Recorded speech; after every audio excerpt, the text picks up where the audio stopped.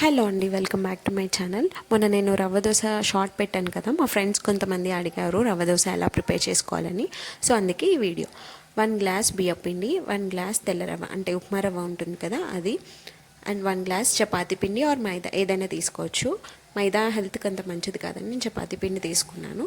And 1/4 glass శనగపిండి, ఇదైతే optional, వేసుకోకపోయినా పర్లేదు.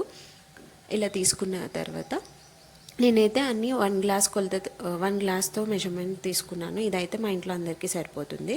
మీ ఇంట్లో ఎంతమంది ఉంటే మీకు ఎంత కావాలంటే దాని ప్రకారం కలుపుకోండి. ఇలా కొంచెం వాటర్, ఉప్పు, జీలకర్ర, పచ్చిమిర్చి వేసి మంచిగా మిక్స్ చేసేసుకోవాలి. పిండి అయితే చిక్కగా ఉండకూడదు, చిక్కగా ఉంటే రోస్ట్గా రావు, కొంచెం పలుచగానే కలుపుకోవాలి. ఆ తర్వాత పెనం బాగా వేడైన తర్వాత ఆయిల్ అప్లై చేసుకోవాలి.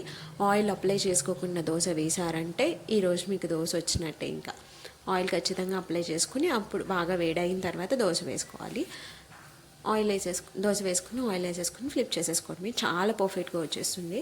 పెళ్ళైన కొత్తలో అయితే నేను ఎవరు ముక్కలు చేసుకోకల్లా నేనే అందరికీ ముక్కలు చేసి ఇచ్చేదాన్ని, అస్సలు వచ్చేది కదా దోశ వేయడం. ఇప్పుడు అందులో పర్ఫెక్ట్ అయిపోయాను. మీరు కూడా ఈ మెజర్మెంట్స్ ఫాలో అవ్వండి, చాలా పర్ఫెక్ట్గా వచ్చేస్తాయి.